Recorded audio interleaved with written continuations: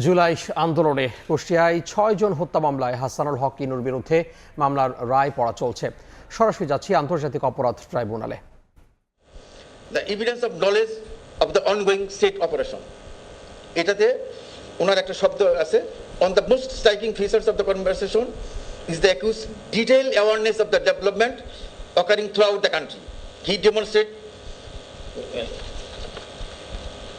with সেটা হলো the imposition of curfew, deployment of the armed forces, action of the law enforcement agencies, attack on the government installations, district level administrative response, mobilization of the political cadre, media narratives and planned government measures.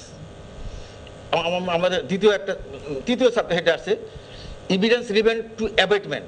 অ্যাবেটমেন্টের একটু করা হয়েছে, এটা কোথায় definition সম্পর্কে একটু বলে সেখানে আমরা যেটা পেয়েছি, the conversation contains several statements indicative of active encouragement and facilitations. এক হলো দেয়া advocacy of continued coercive pressures. Accused repeatedly insists that the pressure has to be there. This statement is not made in isolation. It occurs within a discussion concerning curfew enforcement, deployment of security forces, suppression of the ongoing demonstration. আরো কিছু আছে, এরপরে আমরা recommendation of the strict curfew regime. The accused advised that if you leave your house, you will be arrested. He further advocates the public pressure of maximum severity designed to deter person from participating in the public gatherings. আরো কিছু আছে, এরপরে আছে operational suggestion. আমরা বিভিন্ন সাবজেক্টে ভাগ করছি, এটা অপারেশনাল সাজেশনগুলো আছে, সেটা ইনক্লুডস দ্য উনি যেটা করছেন extensive public announcement, enhance enforcement measures, strategic messaging, mobilisation of party network,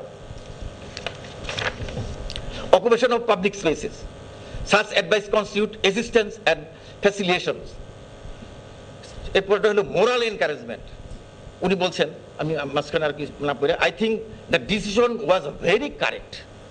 Such endorsement assume legal significance because they occur in the context of decision concerning measures already result in casualties and mass arrest.